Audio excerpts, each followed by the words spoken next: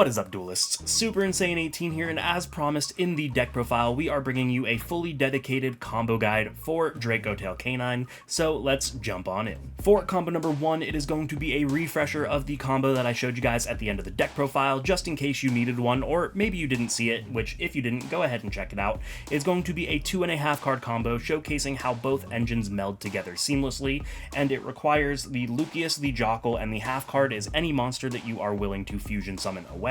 So we're just showing the Nibiru, but it doesn't matter. Let's show you guys how the combo functions.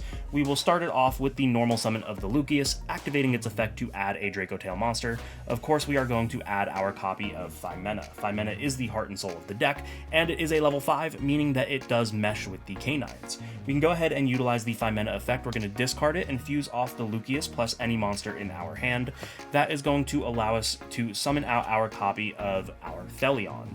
Now, our Thelion on summon is going to target the Fimena to add it back to our hand, and then as Chain Link 2, we're going to use the Lucius to set any of our Dracotail spell and traps. That is going to set us our copy of Rahu, and then we can finish the chain and put the Fimena back in our hand. Now, remember, the Rahu does actually lock you into fusion summons, so we don't want to do that until the end of our combo. Since we have access to our Canine engine, we want to make sure that we can bridge into our Xyz plays, and again, since Fimena is a level 5, that is exactly what we can do here. Utilizing the effect of Dracotail, we can summon both the Fimena and the Dracotail from our hand, and then the Dracotail's on-field effect will then allow us to add us a copy of the Azuna. Now, as I explained in the deck profile, we add the Azuna here just to kind of discourage our opponent from utilizing hand traps, because then the Azuna is live. But the other cool part here is that the next summon is summon number 5, which goes into our copy of Ripper. And being summon number 5, and being that Ripper is able to prevent your opponent from utilizing hand traps, we are now fully insulated from something like Nibiru as well, plus whatever other hand traps they might want to use. Here we can activate the effect of Ripper. We want to specifically detach the Dracotail just to ensure that we have a canine in our graveyard, and that is going to allow the Ripper to add us a copy of Lantern. We can immediately utilize the Lantern, summoning itself from the hand and the Dracotail from the graveyard, just so that we have access to another rank 5, but before doing so, we want to ensure we use the Lantern's on-field effect, which can add us our copy of a Case for Canine. We can just go ahead and immediately activate the Case for Canine. That is going to allow us to add a canine monster. In this instance, it will be the Lupus. Now, in case you're questioning why we're adding Lupus when we have the Azuna in hand, and Azuna really wants to send the Lupus to graveyard, don't forget that we have the Rahu face down, and when we fusion summon, we do have to use one monster from hand, and Lupus is just the easy choice there because we want to have it in our graveyard anyway. Now we can go ahead and overlay the Dracotail and the Lantern. This is going to go into our copy of Nash Knight, which we can then use detaching both materials to allow us to attach the number 104 Masquerade to it as material. Now that we're at this point, we can overlay our Nash Knight into our copy of Xyz, and then we're going to detach to rank it up, and we want to make sure that we leave the 104 as material, so we're detaching specifically the Nash Knight to rank it up into C104 Umbral Horror Masquerade. Umbral Horror on summon is able to pop a spell trap. We're going to go ahead and pop the Case for Canine. This is going to allow the Case for Canine to then set a quick play from our deck. In this instance, it's going to be the Forced Release. Now that we've reached this part, we are okay locking ourselves into fusion summoning, so we'll go ahead and activate the Rahu. That's going to allow us to use the Lupus from our hand and a material from deck, in this instance the Urgala. That is going to allow us the summon of the Gulamel. We can then activate the effect of Urgala in graveyard because it was used as fusion material. We can set one of our spell or traps. We're going to go ahead and set Flame. Now, you could do Horn here. I like Flame a little better, but it's just kind of personal preference, and also kind of varies depending on if you know what you're up against. But to finish off the combo, what we're going to do here is we're going to use the other effect of the Urgala in graveyard, putting it back to the bottom of our deck to recur one of our Dracotail monsters.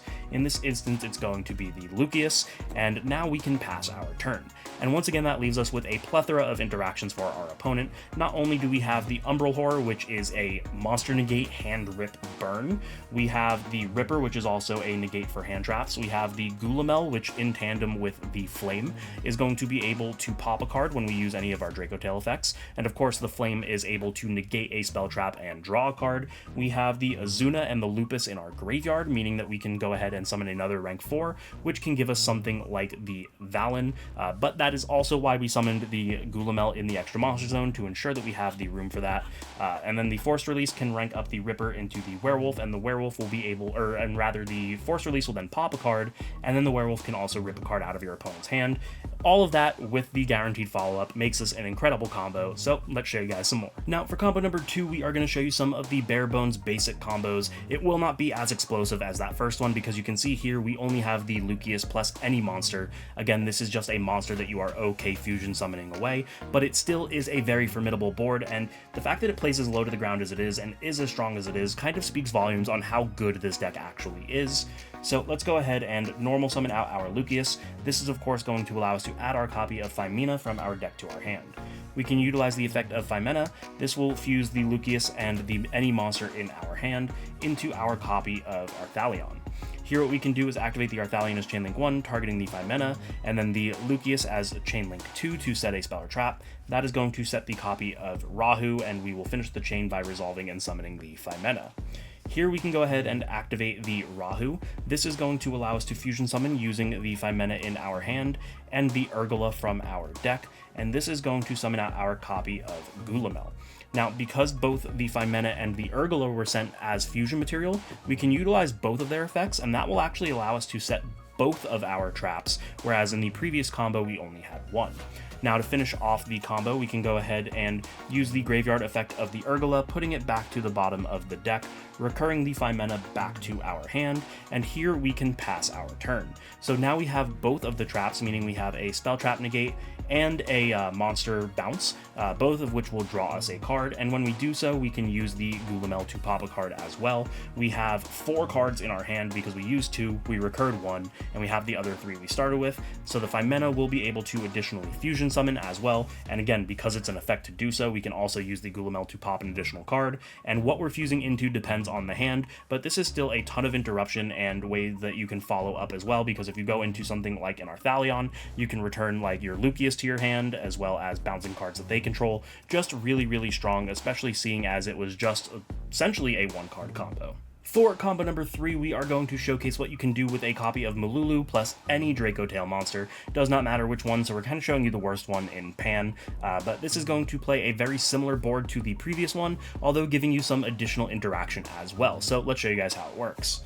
We're going to start off with the normal summon of the Mulu, and then Mulu is able to actually fuse on field using itself, and we can use the Pan from our hand. That is going to get us into our copy of Arthalion. Now Arthalion will activate as Chainlink 1, targeting the Mulu to return it back to our hand, but we can also use the effects of Pan and Mulu, since they were used as fusion materials, to set a spell or trap. So we're going to set one of which is going to be the Rahu, and the other of which is going to be the Kitu. I'll put it over here because I know that my green screen kind of blocks that off. But now that we are here, the Mulu will return to hand, and we can go ahead and activate our Kitu, which is essentially a Rhoda, so we can go ahead and grab our copy of Phimena. Now that we are here, we can activate the effect of Rahu. We're going to use the Phimena from our hand and the Urgula from our deck. That is going to fusion summon into our copy of the Gulamel, and then we get to activate both the Phimena and the Urgula, since they were used as fusion materials, again setting both copies of our traps. Now we can finish off the combo the same way we did the previous one. We're going to go ahead and put the Urgula back on the bottom of the deck to return the Phimena to our hand, and we can pass our turn. Now this is the exact same end board as the previous combo, although if you'll notice we have the Mulu in our hand. Having the Mulu in our hand is very important because it acts as an additional interruption. So we recurred more of our resources than we did on the previous one, but we also now have the additional interruption of the Mulu being able to permanently negate something when we fusion summon, which is just kind of the icing on top. Combo number 4 is going to showcase a 2.5 card combo, what you can do if you have specifically Lucius, Mulu, and any monster that you are okay fusing away. So let's show you guys how it works. We will start things off by normal summoning out the Lucius, and of course that is going to allow us to add our copy of Phimena. Now here, when we activate the Phimena, instead of fusing away with the Lucius, we're just going to use the Mulu and the any monster in our hand, and that is going to satisfy the summoning requirements for the copy of Arthalion. We can go ahead and activate the Arthalion as Chainlink 1 and the Mulu as Chainlink 2. Arthalion's going to target the 5 mana, and the Mulu is going to go ahead and set us our copy of Rahu, and we can return the 5 mana to our hand. Now, this is really important because it left us with a Lucius on the field. We still have our Rahu set, but because the Lucius is on field, we can go ahead and link it off, since we are not yet fusion locked, into our copy of Spirit with Eyes of Blue. That's important because it means we've just turned our spellcaster monster into a dragon monster. So using the Arthalion and the Spirit with Eyes of Blue, we can actually link summon off into a copy of Hieratic Seal. Hieratic Seal is really, really good for this deck because not only does it function as an additional interruption, but you can use its effect when you tribute it to summon out the Mulu, which is another fusion on your opponent's turn, being a quick effect, which also equates to a negate, because if it uses itself, then you'll be able to negate a card permanently once it hits the grave as fusion fodder. Here we can go ahead and activate our Rahu. We're going to utilize the 5 mana in our hand, as well as the Urgula from our deck. This is going to summon out our copy of Gulamel, and then once again we can utilize both of the effects of the Urgula and the 5 mana to set both of our traps from our deck to our side of the field. Once again, finishing off the combo, we can go ahead and utilize the Urgula in the graveyard, put it on the bottom of the deck to add the 5 mana back to our hand, and this is going to be our end board. We have the Spheres as an interruption, we have the Gulamel in tandem with both of the traps, we have the 5 mana, which will be able to additionally fuse us some cards, we have the Arthalion, which is going to go ahead and be able to summon itself back to ensure that we don't necessarily die this turn, and again, once we use the Spheres, we can summon the Mulu, which is another fusion and interruption as well. So really, really strong combo with both Lucius and Mulu. And for the 5th and final combo of today's video, we are going to showcase how Rahu can actually act as a starter in tandem with, again, just any monster that you are okay discarding or using as fusion material. We're going to start things off by using the Rahu, sending the monster that we have in our hand, as well as the 5 mana from the deck. This is going to summon out our copy of Arthalion, and here we can activate Arthalion as Chainlink 1, targeting the 5 mana, and 5 mana as Chainlink 2 to set a spell or trap. That is going to be the key 2. We can add the 5 mana back to our hand, and then we can just activate the key 2, which will allow us to add our copy of Lucius from our deck to our hand.